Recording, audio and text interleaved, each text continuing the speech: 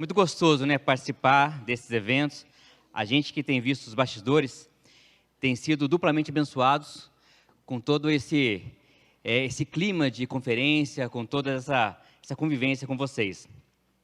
Mas isso não acontece sozinho, né? Então, como vocês viram, para estarmos reunidos aqui hoje, tivemos bastante voluntários ajudando, bastante gente que tem disposto dos seus dons, do seu tempo, né, para nos apoiar nesse ministério, sabe? E nós louvamos a vida de vocês, de cada um dos voluntários que tem nos ajudado nessa caminhada, né?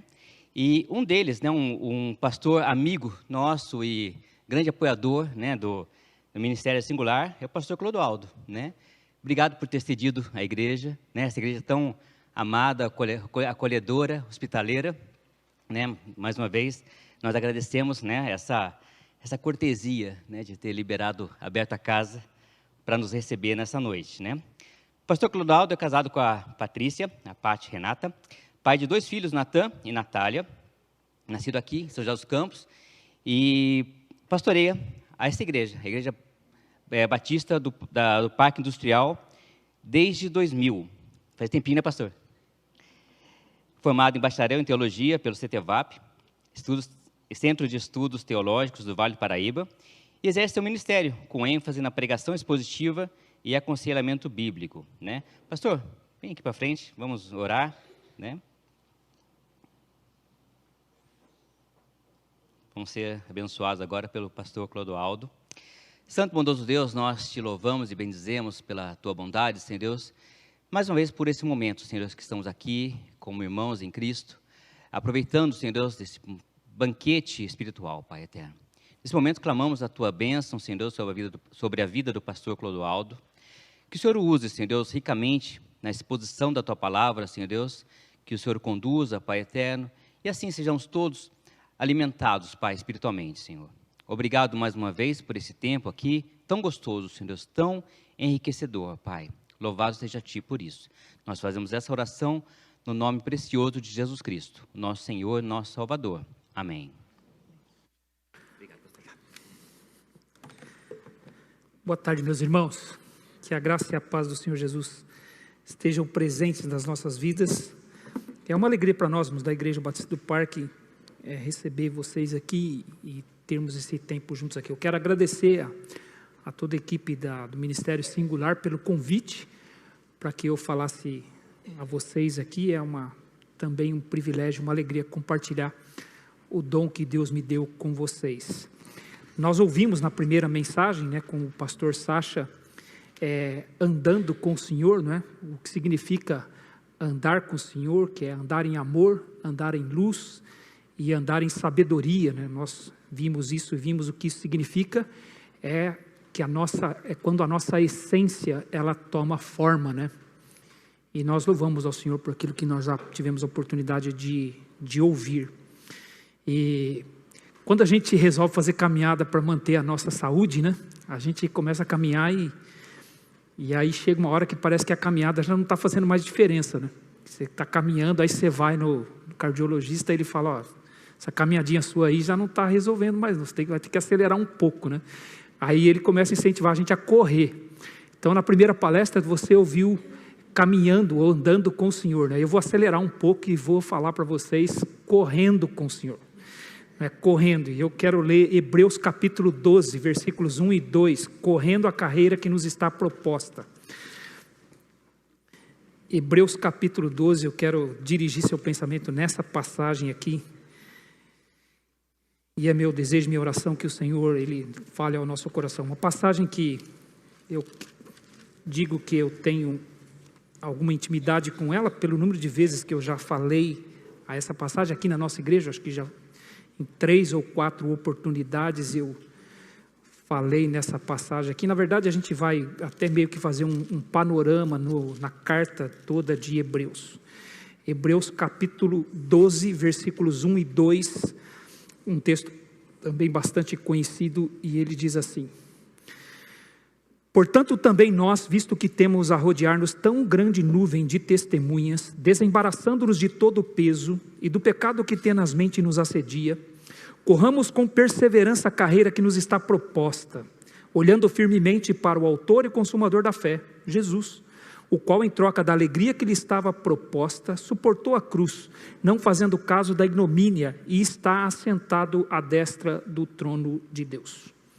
Nessa passagem aqui, o autor aos Hebreus, nós não sabemos quem escreveu essa carta aqui, Deus não quis que nós soubéssemos. Alguns propõem que teria sido o apóstolo Paulo o autor dela, outros sugerem que foi Apolo até, que foi de uma certa forma um companheiro de Paulo, um conhecido do apóstolo Paulo, porque o autor da carta aos Hebreus, ele demonstra um grande conhecimento do Antigo Testamento, e nós sabemos lá em Atos capítulo 18, que Apolo era um homem versado nas Escrituras, ele era versado no Antigo Testamento, então alguns fazem esta ligação e propõem que teria sido Apolo o autor dessa carta, mas nós não sabemos, né? Deus não quis que nós soubéssemos quem é o autor dessa carta aqui, mas nós sabemos o propósito dela. O propósito pelo qual esse texto foi escrito, o propósito pelo qual Deus preservou esse texto e permitiu que esse texto chegasse até nós. É uma carta de encorajamento. É como se fosse um sermão de encorajamento. Porque o autor fala que este foi o seu propósito. No capítulo 13, no finalzinho da carta, no versículo 22, se você quiser ler, veja o que ele diz. Ele faz um pedido aos seus leitores, né? Ele diz: rogo-vos ainda, irmãos, que suporteis a presente palavra de exortação, tanto mais quanto vos escrevi resumidamente. Então o propósito dessa carta era uma palavra de exortação, ou um sermão de exortação, uma mensagem de exortação, e nós entendemos que o propósito então era atingir um grupo de crentes que na sua caminhada cristã, no seu andar com Deus, estava precisando deste encorajamento, estava precisando de exortação. A palavra exortação, às vezes nós a entendemos como se fosse admoestação, correção. Aliás, nós comumente usamos essa palavra desse sentido, né, de admoestar, de corrigir, mas na maior parte no Novo Testamento ela tem o sentido de encorajar. Em alguns contextos ela vai realmente ter esse sentido de ser uma admoestação, uma correção, mas na maior parte ela tem o sentido de encorajar, porque ela vem de uma palavra grega que significa falar a alguém estando do lado deste alguém. É colocar-se do lado para falar com este alguém, para dizer palavras para este alguém. Por exemplo, é o termo que Jesus usou para se referir ao Espírito Santo, quando ele disse: se eu não for para o Pai, não virá o Consolador. E a palavra lá, a raiz da palavra Consolador, é a mesma palavra para o verbo ou para o substantivo exortação, ou exortar, né, enquanto verbo, é o mesmo sentido no grego, é colocar-se ao lado para falar com alguém. Então é uma carta cujo propósito era encorajar os seus leitores na sua caminhada com Deus, ou como ele mesmo coloca aqui, na sua corrida com Deus, na corrida que Deus propõe. Quando ele diz aqui: corramos com perseverança a carreira que nos está proposta, nós precisamos pensar: quem é que propôs? Quem é o sujeito disso aqui? Quando diz corramos com perseverança a carreira que nos está proposta, quem é que nos propõe? É Deus, é o nosso Senhor. Ele propõe uma carreira para cada um dos seus filhos. Eu e você estamos correndo uma carreira que foi proposta pelo nosso Senhor. O propósito é dele, a intenção é dele, é ele que nos envolve nas situações da nossa vida pelas quais nós passamos e atravessamos, cumprindo esse propósito na nossa vida, colocando-nos nessa carreira, né? Propondo essa carreira para nós. Então o autor, ele escreve essa carta com esse propósito de encorajar os seus leitores, né? O argumento dele aqui, ele diz que ele escreveu resumidamente, né?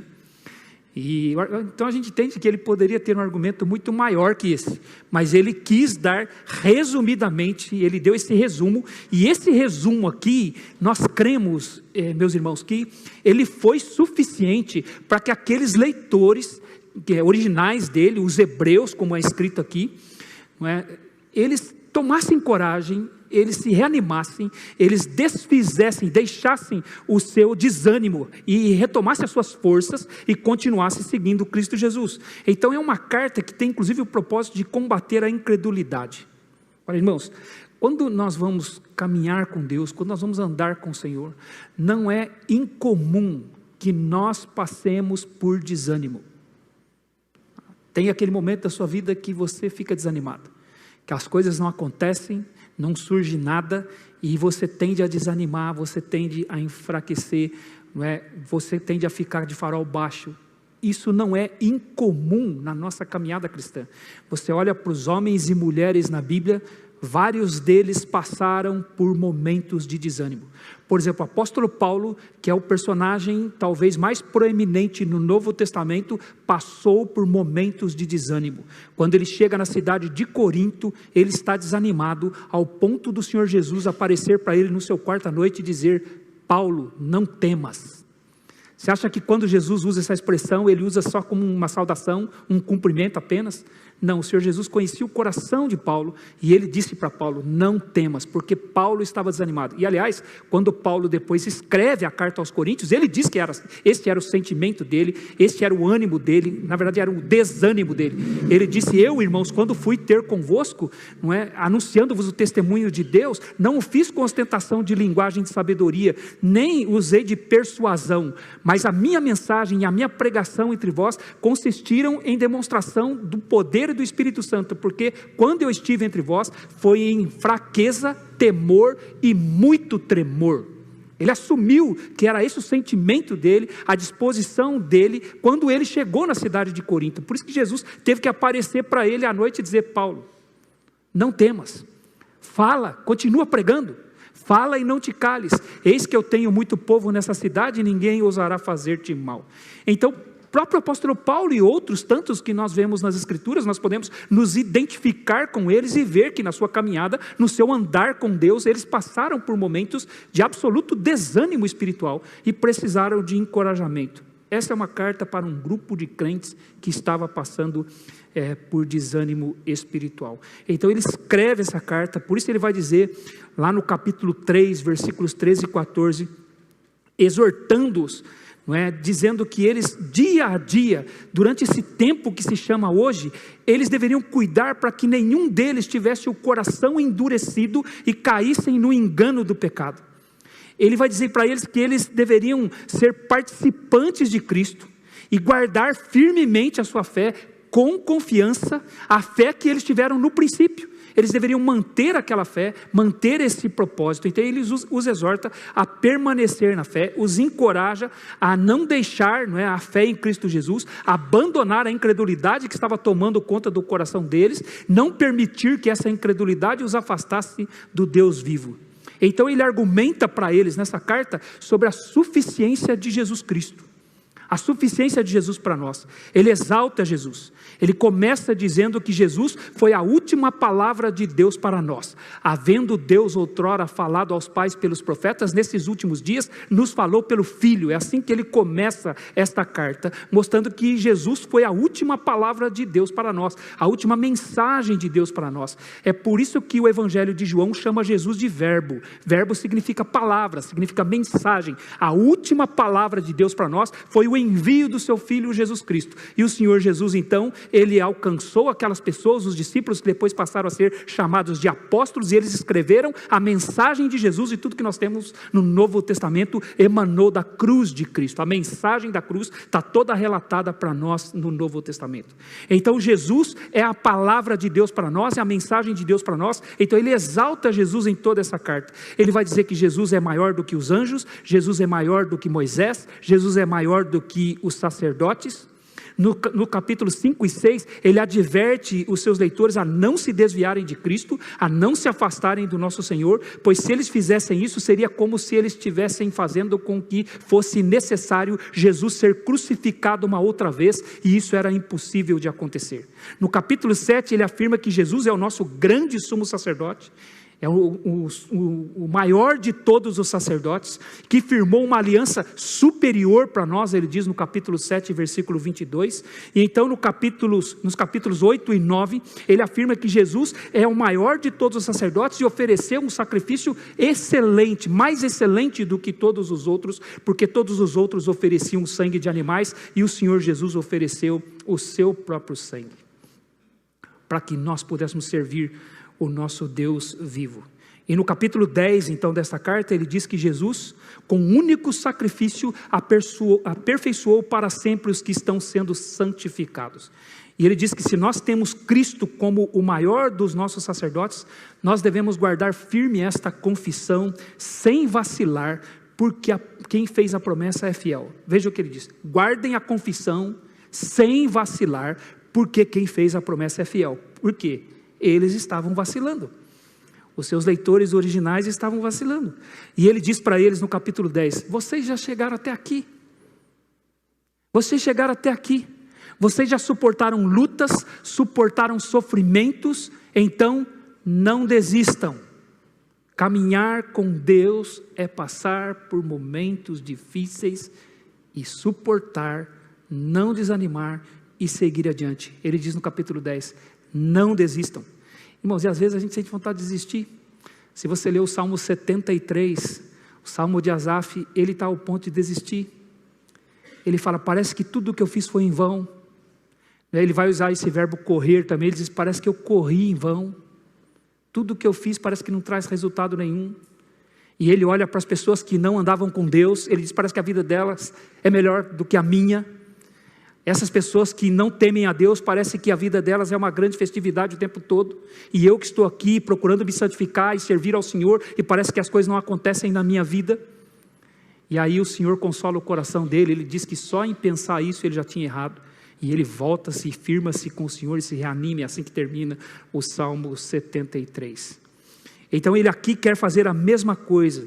E é por isso que no capítulo 10, então no versículo 31, ele vai dizer que os salvos vivem pela fé. Os salvos, aqueles que andam o Senhor, aqueles que se propõem a correr a carreira que Deus estabeleceu para eles, eles vivem pela fé. Então, enquanto aguardamos a vinda do nosso Senhor Jesus Cristo, como é que nós andamos com Deus? Andamos pela fé. Os salvos vivem pela fé. Uma citação de Abacuque, capítulo 2, versículo 4.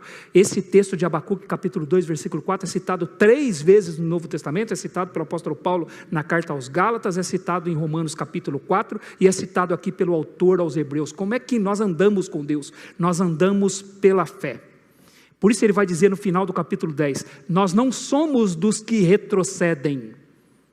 Nós não somos dos que voltam atrás, nós somos os da conservação da fé para a salvação da nossa alma. Nós somos da fé para a conservação da nossa alma, ele diz no capítulo 10, versículo 39. Então os salvos permanecem pela fé. E o que é a fé?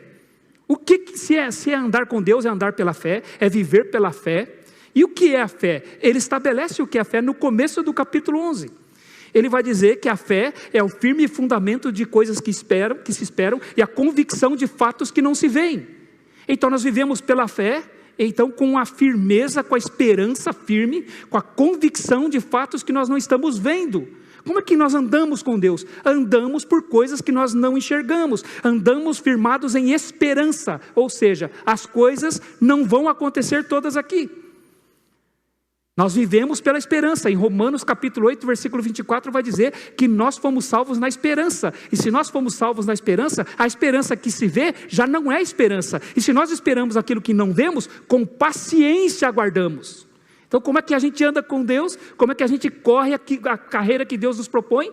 Nós andamos pela fé. E o que é andar pela fé? Esperar coisas que nós não estamos vendo. Nós temos a convicção de coisas que nós não enxergamos. Nós esperamos com a certeza de que Deus vai cumprir a sua promessa e vivemos com esta convicção.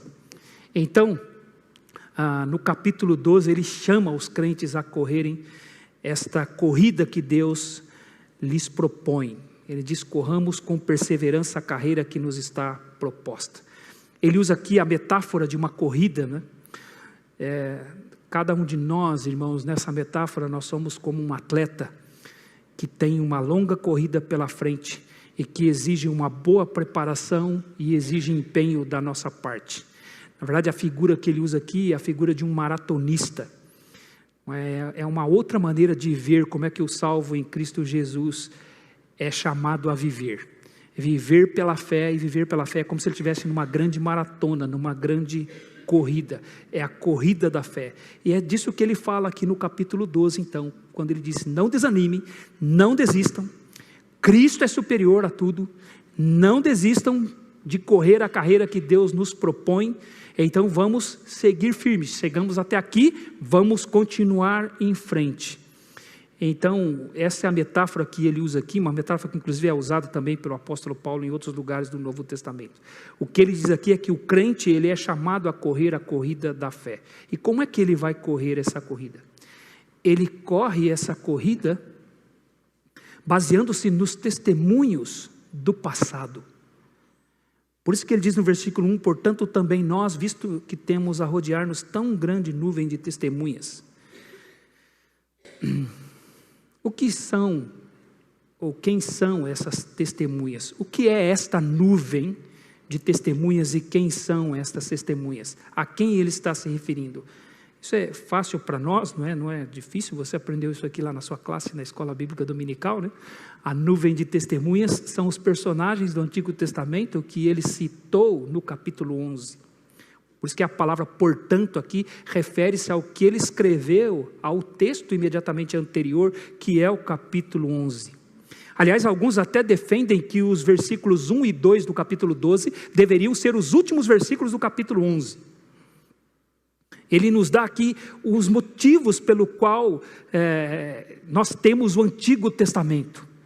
Por que nós temos o Antigo Testamento? Por que Deus nos deu o Antigo Testamento? Nós precisamos do Antigo Testamento. E por que é que nós precisamos? Ele é útil para a nossa fé.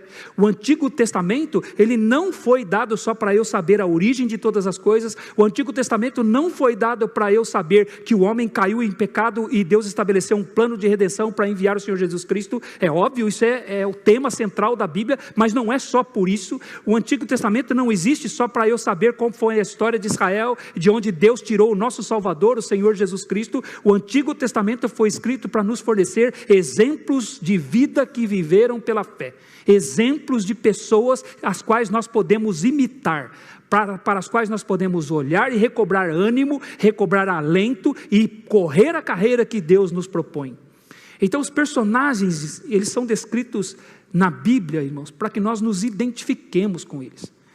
Por isso aqui em Tiago capítulo 5, ele diz que Elias era um homem sujeito aos mesmos sentimentos do que nós. Então nós nos identificamos com os personagens bíblicos. Eles não eram super crentes, irmãos. Sabe, às vezes a gente olha para os personagens da Bíblia e a gente olha para eles como se eles fossem inatingíveis, super crentes. Você já viu como a gente conta dos personagens bíblicos para as crianças? A gente conta, irmãos, como se nós fôssemos o diretor da Marvel. Nós fôssemos com as ideias dos filmes, e as crianças olham para os personagens bíblicos como se eles fossem super-heróis. Super-heróis não existem, super-heróis são fantasias. Os personagens da Bíblia são reais, pessoas reais, para nós nos identificarmos com essas pessoas. Nós temos um grande exemplo de fé para imitar. Por isso que no capítulo 11, então ele cita aqueles personagens. Abel ofereceu um sacrifício excelente para Deus e foi tido como justo. Enoque andou com Deus e não passou pela morte, Deus o tomou para si. Noé foi obediente e construiu uma arca, mesmo não sabendo o que era um dilúvio. Abraão, pela fé, partiu para uma terra sem saber para onde ia. Esse mesmo Abraão, pela fé, mesmo sendo idoso e a sua esposa idosa, foi pai de Isaque, o filho da promessa. Pela fé, o mesmo Abraão, quando foi posto à prova, ofereceu o seu filho, crendo que Deus era poderoso para ressuscitá-lo. Pela fé, Isaque abençoou a Jacó. Pela fé, Jacó abençoou os filhos de José. Pela fé, José, mesmo estando no Egito, sabia que no futuro o povo de Israel seria liberto de lá e seria trazido para a terra que o Senhor prometeu. Então ele ordenou que seus ossos fossem levados para Canaã. Pela fé, os pais de Moisés esconderam o bebê de Faraó, porque viram que Deus tinha um plano para ele. Pela fé, Moisés recusou a ser chamado filho da filha de Faraó, preferindo ser maltratado com o povo de Deus a usufruir das riquezas, dos prazeres transitórios do Egito. Pela fé, Moisés não teve medo de Faraó, mas permaneceu firme como aquele que vê o que é invisível. Pela fé, o povo de Israel atravessou o Mar Vermelho. Pela fé, derrubaram as muralhas de Jericó, depois de rodeá-las por 7 dias. Pela fé, Raabe não foi destruída, porque acolheu em paz os espias que Josué havia enviado. E aí nós vamos ter os exemplos de Gideão, de Baraque, de Sansão, de Jefité, de Davi, de Samuel e os profetas, subjugaram reinos, praticaram a justiça, eles obtiveram as promessas, fecharam as bocas de leões, extinguiram a violência do fogo, escaparam da espada, da fraqueza tiraram força, fizeram-se poderosos na guerra, puseram em fuga exércitos estrangeiros, mulheres pela fé receberam pela ressurreição os seus mortos, alguns foram torturados, não aceitaram resgate, porque creram numa ressurreição superior, outros foram humilhados, outros foram apedrejados, outros foram cerrados pelo meio, homens e mulheres dos quais o mundo não era digno. Vai terminar assim o capítulo 11 de Hebreus. Isso é para nos dar ânimo. Aí você fala, puxa, mas ele fala de homens e mulheres que passaram por tudo isso, alguns até sendo cerrados pelo meio, apedrejados, é para nos dar ânimo? É para nós nos identificarmos com eles. Não eram super-heróis, eram homens e mulheres como nós, sujeitos às mesmas fraquezas que nós. Esta é a nuvem de testemunha que nós temos. Então nós temos que olhar para o passado. Quando nós lemos o Antigo Testamento, a gente vê no passado homens e mulheres que viveram pela fé. Abel ofereceu o sacrifício que Deus queria, não do jeito que ele queria, como fez Caim. Gênesis capítulo 6, versículo 22, vai dizer que Noé obedeceu ao Senhor e fez tudo quanto o Senhor lhe ordenara, está escrito em Gênesis capítulo 6, versículo 22. Abraão, ele obedeceu a Deus, saiu para uma terra sem saber para onde Deus o enviaria. Abraão titubeou na fé muitas vezes, irmãos. Eu achei interessante que talvez se eu fosse escrever o capítulo 11 de Hebreus, algumas pessoas eu não colocaria, porque eu sou injusto. Mas você olha para a vida de Abraão. Abraão, quando ele sai, ele começa bem, ele começa pela fé. Mas depois, quando chega no Egito, ele tem medo de ser morto no Egito, e ele fala para a esposa dele, vamos falar que você é minha irmã. E ele passa vergonha diante de Faraó. E Sara não o repreende. Você quer assim? Vai ser assim. Gênesis capítulo 12. Quando chega em Gênesis capítulo 20, passou vergonha no Egito. Mas quando chega em Gênesis capítulo 20, ele está na terra do rei Abimeleque. E aí de novo ele fica com medo de morrer, olha para Sara e fala assim, vão dizer que você é minha irmã? Aí Sara poderia ter dito, mas você é um cabeça dura mesmo, você não aprendeu lá, a vergonha que você passou, você vai fazer isso de novo? Ela fala, você quer assim? Vai ser assim. E nessa vez a vergonha é maior ainda, porque o Senhor fala com Abimeleque em sonho, não põe a mão nessa mulher porque ela tem marido. E Abimeleque fala com Deus, mas ele falou que ela era irmã dele, mas pois é, eu estou te avisando para não te matar, não põe a mão nessa mulher. Ele levanta e vai falar com Abraão, o que é isso que você fez? E Abraão passa vergonha, de novo. Quando Sara vê que está demorando para ter filho e a coisa não acontece, ela sugere que Abraão deite-se com a sua escrava, e ele concorda. Agora é interessante, quando você lê Romanos capítulo 4, vai dizer que Abraão, ele em tudo foi obediente, ele foi firme. Eu falo, meu Deus, não é isso que eu vejo, mas sabe o que Deus faz? Deus soma tudo. E olhou para Abraão e falou, ele não foi perfeito, mas ele viveu pela fé, então dá para eu dizer que ele é um homem de fé. Esse é o nosso Deus misericordioso, esse é o nosso Deus, e ele é citado aqui em Hebreus capítulo 11, talvez se eu fosse escrever, eu não daria a Abraão esse crédito todo, porque acho que eu não sou tão misericordioso quanto o nosso Deus é. José foi um homem falho também, José não foi perfeito, mas é citado aqui como um homem de fé. Moisés também falhou, nem entrou na terra, mas ele é citado aqui como um homem de fé, sabe por quê? Para nós nos identificarmos com eles. Eram pessoas reais, pessoas que desanimaram em alguns momentos da sua vida. Gideão, irmãos, foi chamado, homem valente, eu vou usar você para destruir os midianitas, e você vai destruir todos eles como se fosse um só homem. Aí Gideão olha e fala assim, Senhor, eu sou o menor da casa do meu pai, e a minha família é a menor em Manassés, sou eu que o Senhor enviar? Homem valente, ainda chama ele de valente. Mas ele não acredita no Senhor. Ele fala, Senhor, tá bom, o Senhor vai me enviar, então eu vou fazer uma prova com o Senhor. A prova de Gideão não foi digna de imitação, porque ele duvidou da palavra do Senhor, mas o Senhor misericordioso falou, tá bom, o que você quer? Eu vou fazer o seguinte, vou pôr o novelo lá fora, e amanhã eu quero que tudo esteja seco e só o novelo esteja molhado. O Senhor falou, tá bom, pode fazer. Aí ele pôs o novelo lá. No dia seguinte, a Bíblia nos diz que ele espremeu o novelo e encheu uma taça, e o resto estava tudo seco. Aí ele olhou e falou, Senhor,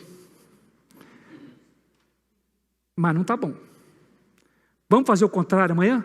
Tá bom, Gideão, Vamos fazer o contrário amanhã. Vamos fazer o contrário. Tá bom, amanhã vai estar o novelo seco e tudo molhado. E aconteceu.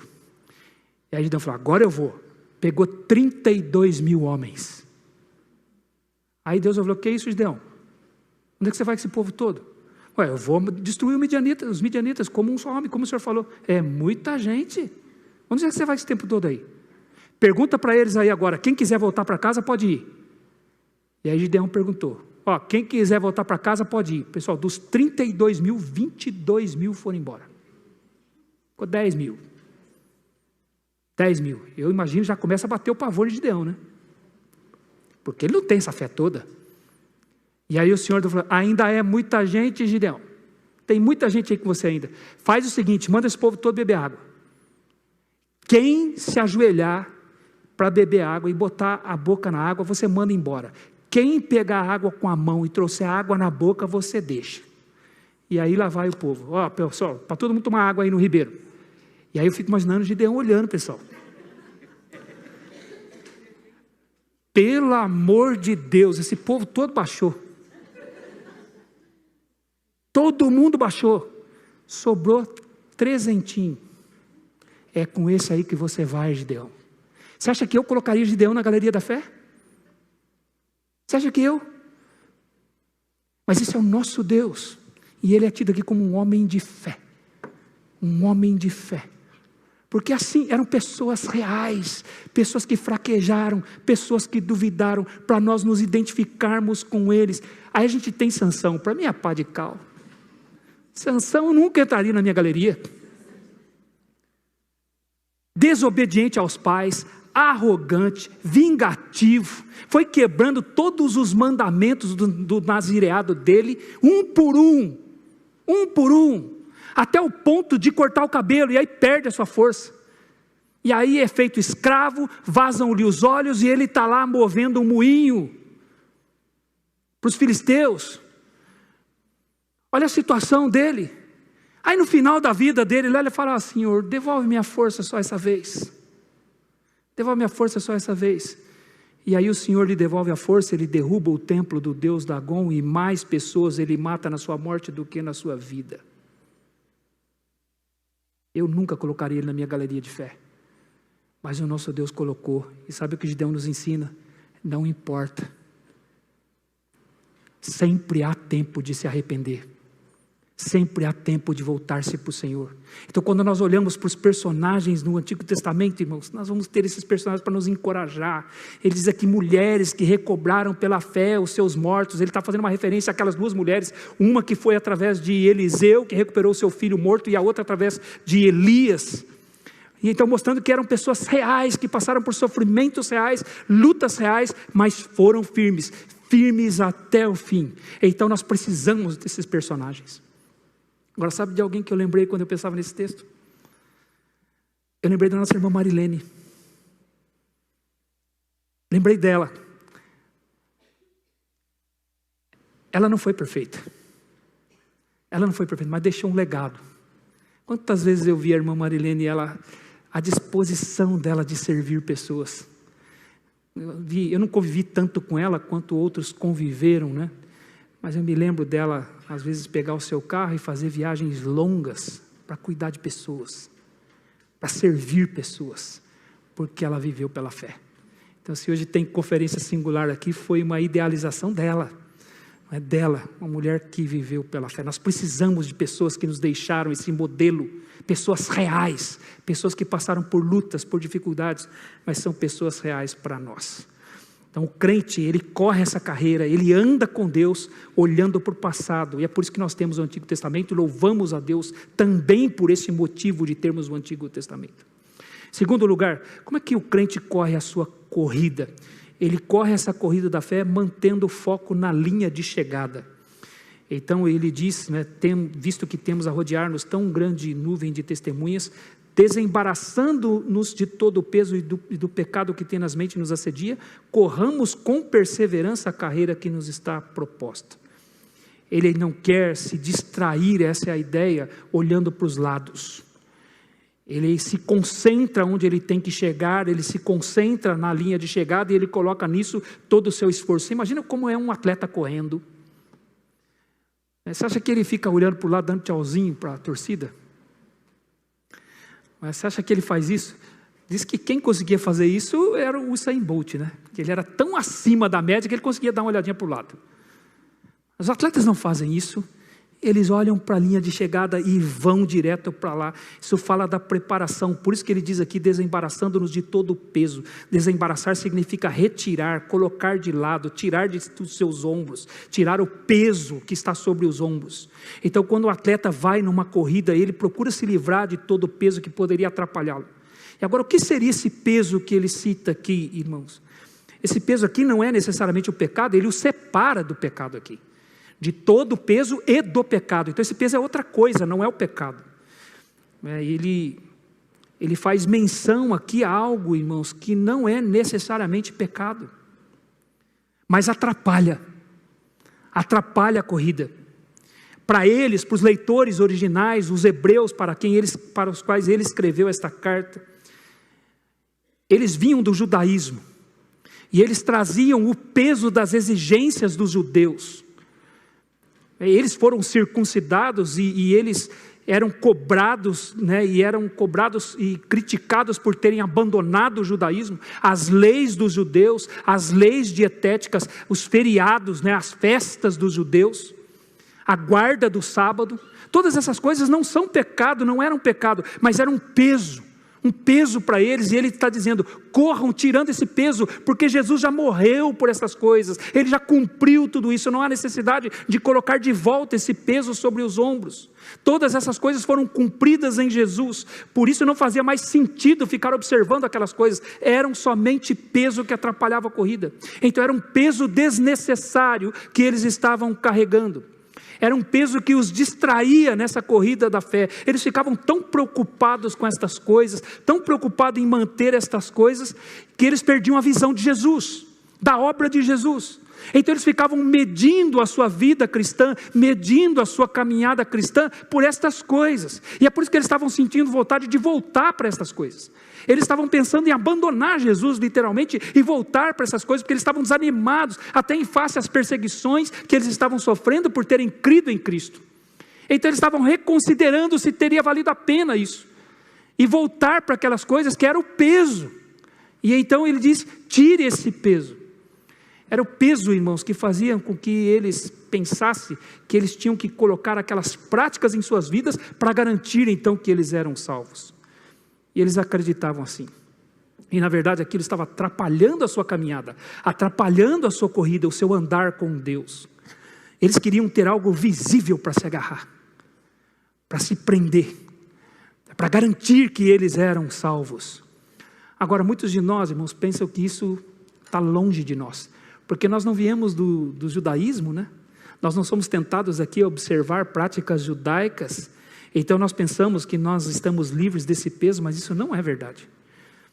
Talvez nós não temos aquele peso que os atrapalhava, mas nós podemos incluir outros nas nossas vidas sem perceber.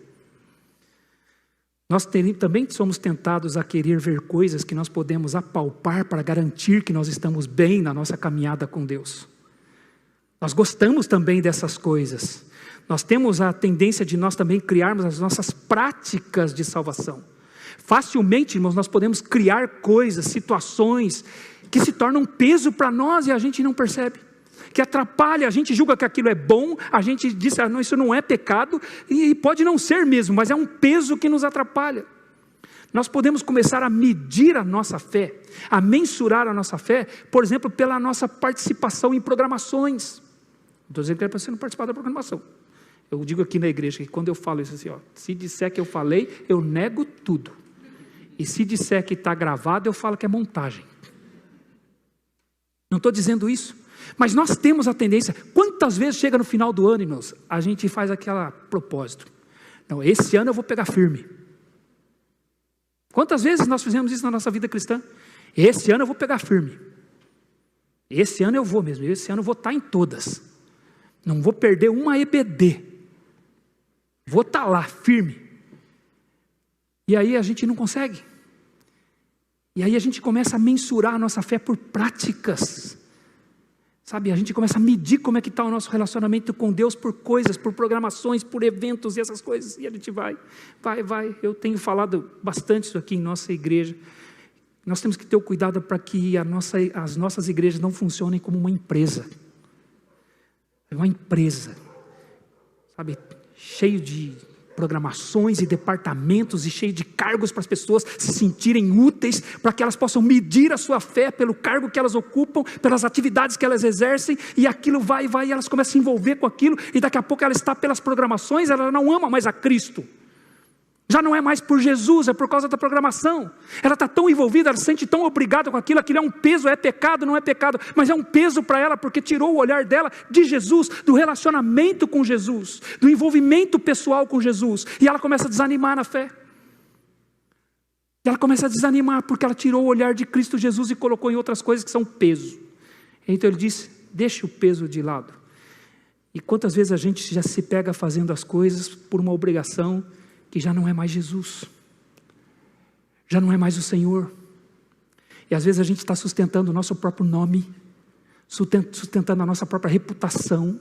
É um peso, irmãos, um peso que nós carregamos, e Ele está dizendo, ponha isso de lado, o Evangelho é simples, irmãos.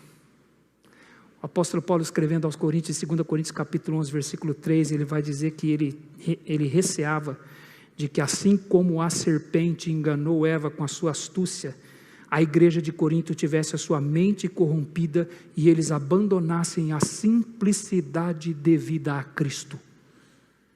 Andar com Jesus, correr a carreira que Deus propõe, são coisas simples, é relacionamento pessoal com Jesus. O que o pastor Sacha falou aqui não é pelo número de louvor que eu canto durante o dia, não é sequer, irmãos, entenda bem, pelo número de orações que eu fiz, não é por isso, é relacionamento pessoal. Ele é uma pessoa, é pessoal, andar com Jesus é pessoal, é um relacionamento pessoal com Ele. Vi alguém usou uma ilustração, já viu quando você viaja de carro com uma pessoa e se a viagem é longa? Aí às vezes vocês começam conversando, né? Vai conversando, aí parece que a gente conversa tudo o que tinha nos primeiros 10 quilômetros. Depois você ainda tem 1000 quilômetros pela frente. Fica aquele silêncio de horas dentro do carro. A pessoa está do seu lado, mas você não trocou uma palavrinha com ela. Quando eu me pego em outras coisas que não um relacionamento pessoal com Jesus, é assim. Ele está do meu lado o tempo todo, mas faz horas que eu não troco uma palavra com Ele. Faz horas. Eu esqueço que eu estou andando com Ele. Que Ele está do meu lado. Aliás, Ele não está do meu lado, Ele está dentro de mim. Dentro de mim, Ele disse em João capítulo 14, versículo 23, que quem ama a Ele, ama o Pai, Ele vem para Ele, faz nele morada, mora dentro de mim. Mas às vezes eu esqueço, não troco uma palavra com Ele. Sabe por que eu penso que relacionamento com Jesus é por meio de coisas, situações, programações, é pessoal, irmãos, pessoal. Então há um peso que nós colocamos e nós temos que ter o cuidado, é simples. Lembra de Marta e Maria lá em Lucas capítulo 10? Jesus chegou na casa delas lá, e Maria sentou-se aos pés de Jesus a ouvir-lhe os ensinamentos, e Marta ficava lá, batendo as panelas. E aí Marta vem e fala, Senhor Jesus, fala para ela vir me ajudar, eu estou lá servindo sozinha. E aí ele diz, Marta, Marta, a coisa é simples, Marta. Andas ocupada com muitas coisas, uma coisa só é necessário, é simples. E Maria escolheu a melhor parte, e essa não lhe será tirada. E às vezes a gente acha que andar com Deus é um monte de coisa que eu tenho que fazer, um monte de coisa, é pessoal, relacionamento pessoal, andar com o Senhor, tira o peso, é simples o Evangelho. A incredulidade nos faz pensar assim, irmãos, se a gente não toma o cuidado, a gente vai cair nisso. Então nós precisamos tirar o peso e tirar o pecado. Então o que é o pecado aqui? O peso não era o pecado, mas o que é o pecado? O pecado é a incredulidade. Por isso que lá no começo ele falou para eles, jamais aconteça haver em qualquer um de vós perverso coração de incredulidade que vos afaste do Deus vivo. Jamais aconteça haver isso com vocês. e vocês se envolvam em coisas que percam a fé ou diminuem a fé, e a incredulidade começa a tomar conta do coração, o coração começa a endurecer, e eu vou me afastando de Deus, apesar de eu estar envolvido com as coisas de Deus, com as coisas dele, mas estou afastado dele. Era o cuidado que eles tinham que ter. Então, o crente em Cristo Jesus, ele olha para o passado e ele tira o peso e tira a incredulidade. E aí o que ele faz, terceiro, para terminar aqui, como é que ele corre essa corrida, né? Ele olha para o passado, ele se prepara tirando o peso e o pecado, que é o pecado da incredulidade, e ele faz isso seguindo o exemplo do Senhor Jesus Cristo, que é o maior de todos os exemplos. É o que ele diz no versículo 2, olhando firmemente para o autor e consumador da fé, Jesus, o qual em troca da alegria que lhe estava proposta, suportou a cruz, não fazendo caso da ignomínia, e está sentado à direita do trono de Deus. Olhando firmemente para Jesus, essa expressão, olhando firmemente aqui, ela fala de voltar o olhar para o Senhor Jesus, tirar os olhos de onde ele estava e voltar o olhar para o Senhor Jesus, deixar de olhar para outras coisas e olhar para o Senhor Jesus, porque ele é o maior de todos os exemplos.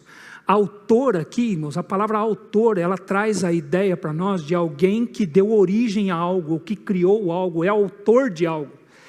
Mas o significado mais forte dessa palavra não é necessariamente esse. Autor aqui significa também aquele que vai à frente, aquele que é o líder, aquele que é o primeiro, aquele que inclusive é chamado de o príncipe, é aquele que lidera pelo exemplo. Essa é a ideia de Jesus aqui.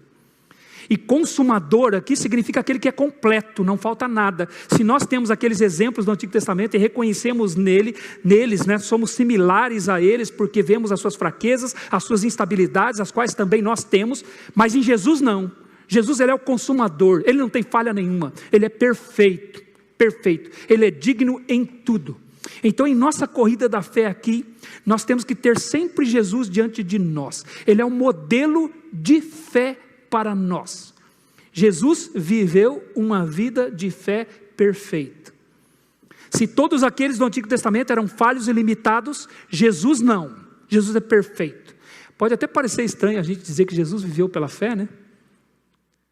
A gente não está muito acostumado com isso, né? Jesus viveu pela fé. Parece que diminui a pessoa, né? Ela viver pela fé.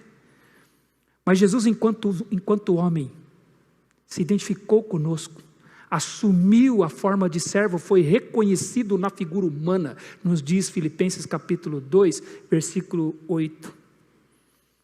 Enquanto homem, reconhecido na figura humana, ele viveu uma fé perfeita, por isso que ele é o autor e consumador da nossa fé. Ele é o que vai à nossa frente, porque viveu em perfeição, ele consumou a fé, levou até o fim. Significa que Jesus foi de fato obediente até a morte de cruz, foi até o ponto final. Então Jesus viveu em total confiança no seu Pai. John MacArthur fez uma análise interessante, né? Porque Hebreus capítulo 11, versículo 6 vai dizer que sem fé é impossível agradar a Deus. Sem fé é impossível agradar a Deus. E qual foi o ser humano que mais agradou a Deus? Quem foi? O nosso Senhor Jesus, o Filho de Deus que se fez carne e habitou entre nós e vimos a sua glória, glória como do unigênito do Pai, nos diz João capítulo 1, versículo 14. Então se ele é a pessoa que mais agradou a Deus e sem fé é impossível agradar a Deus, ele como homem viveu em total confiança e dependência de Deus. Por isso que ele é um modelo para nós, ele é um modelo. Jesus confiou plenamente em Deus, por isso que quando Satanás tentou desviá-lo, ele foi firme, Satanás não pôde desviá-lo. Quando ele estava próximo à cruz, ele orou e disse: Senhor, se possível for, afasta de mim esse cálice, contudo não seja feito como eu quero, mas sim como tu queres. E o Pai disse: você vai para a cruz. Então quando Judas estava se aproximando, ele se levantou e foi em direção a Judas, para se entregar e ir para a cruz, porque ele viveu em total confiança ao nosso Deus. Em João capítulo 17, versículo 5, ele vai dizer: eu te glorifiquei na terra, consumando a obra que me deste para fazer. Ele cumpriu tudo, por isso que ele é um modelo para nós. O nosso grande modelo vai adiante de nós, irmãos. Por isso é consolador para nós e muito encorajador. Qual parte de vocês que estão aqui eu não conheço. Mas não existe um lugar pelo qual você esteja passando, não existe uma situação que você esteja atravessando que Jesus já não tenha passado por aí. Porque você olha para Ele, enquanto você está correndo a carreira que Deus te propôs. Você vai olhando para Ele. Não existe uma situação que você experimente que Ele não tenha experimentado antes de você. É por isso que no capítulo 4 dessa carta, no versículo 15, esse autor vai dizer que nós não temos sumo sacerdote que não possa se compadecer das nossas fraquezas, pelo que Ele foi tentado em todas as coisas à nossa semelhança, mas permaneceu sem pecado. Não tem uma situação pelas quais nós passemos que Ele já não tenha passado. Por isso diz aqui que Jesus, em troca da alegria que lhe estava proposta, suportou a cruz.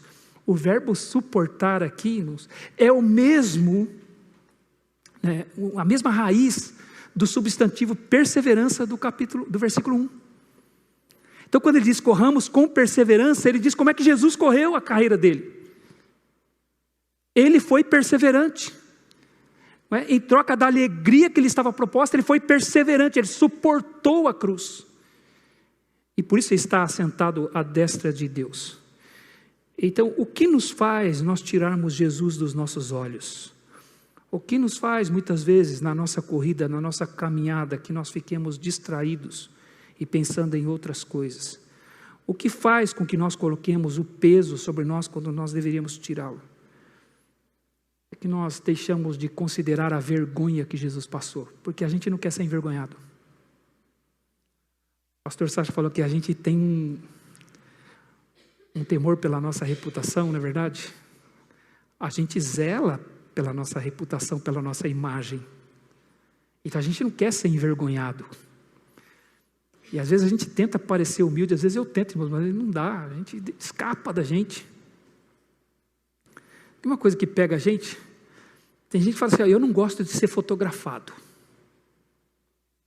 Aí vai tirar foto da igreja, fizeram a foto aqui, hoje, quando vai tirar foto, eu não gosto não, mas vem cá fulano, vem cá, está faltando você, vem cá. Não, mas eu não quero, não gosto de tirar foto, não, mas vem cá, aí você vem, todo envergonhado você vem, aí você se põe ali no grupo, aí tira a foto, aí é publicado na rede social, quando chega lá no seu celular, qual é a primeira pessoa que você procura na foto? Quem é que você olha lá? Você aumenta o celular assim, não é? Lá em você, para você ver como é que você ficou. Você nem olha para os outros, você olha para você. Tem gente que fala assim, eu não gosto do meu nome. Não sei por que meu pai me deu esse nome. Mas engraçado, né? Quando o secretário da igreja esquece o seu aniversário, não sai no boletim. Como você ama seu nome lá? Como nós amamos o nosso nome lá? Eu me lembro quando eu fui, na minha época de casar, pessoal, o cartório tinha que publicar no jornal que ia sair o casamento. Lembra disso?